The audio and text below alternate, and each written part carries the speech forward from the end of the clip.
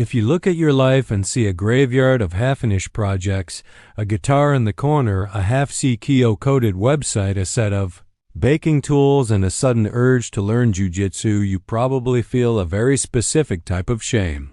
Society has a word for you, dilettante. They tell you that you are chaotic or that you lack the grit to specialize.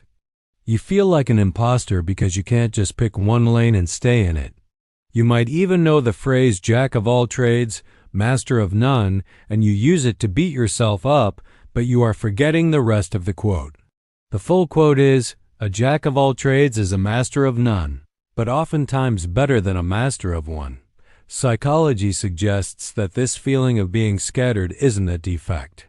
It is a symptom of a highly adaptive nervous system. You aren't failing to specialize.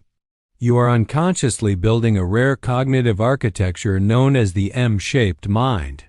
While the world tells you to focus, your brain is trying to prepare you for a future where hyperspecialization is actually a liability.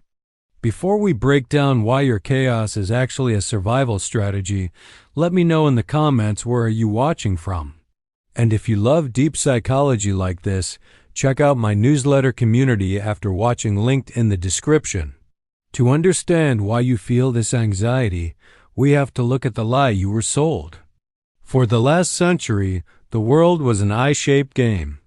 It rewarded people who dug one hole a mile deep. It was a kind learning environment like golf where the rules never changed. If you practiced your swing for 10,000 hours, you won. But you don't live in a kind environment. Your brain instinctively knows that the modern world is a wicked environment.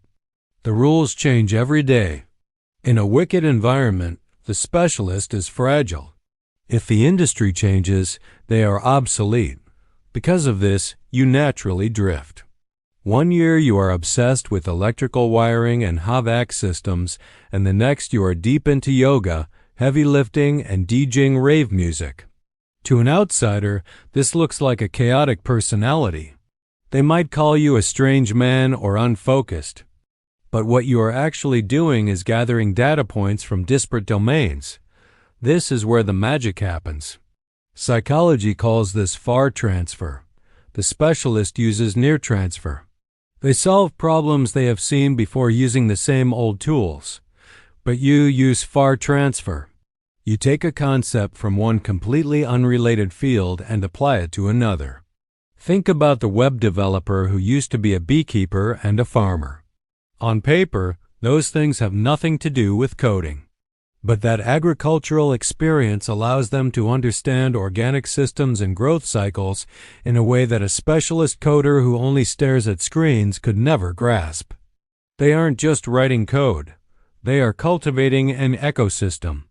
That is far transfer. That is innovation. You feel like an imposter because you aren't the best at any one thing.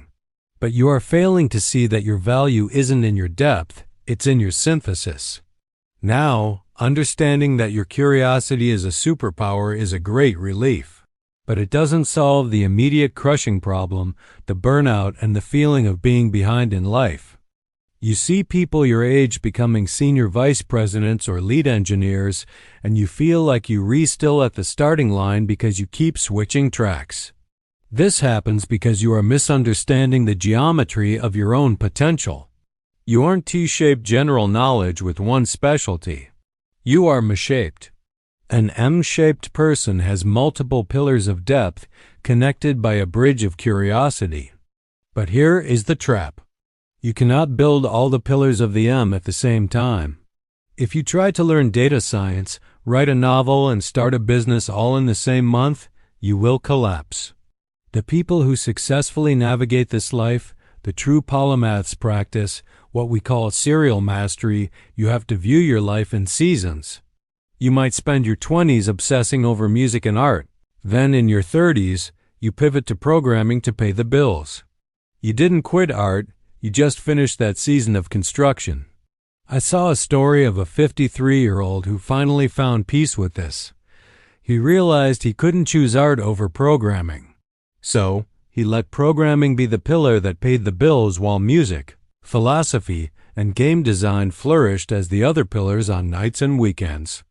He denied high-demand team lead positions to keep his work week at 30 hours. He protected his psychic energy. He didn't try to merge them all instantly. He let them exist sequentially. And eventually they all merged into his own personal video game projects.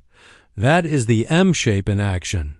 There is one final psychological trait you have that makes you bulletproof, and it comes from evolutionary biology. It's called redundancy. In nature, redundancy is a strength, not a waste. Elephants rarely get cancer because they have massive genetic redundancy. Multiple copies of the same cancer-fighting gene. If one fails, another takes over.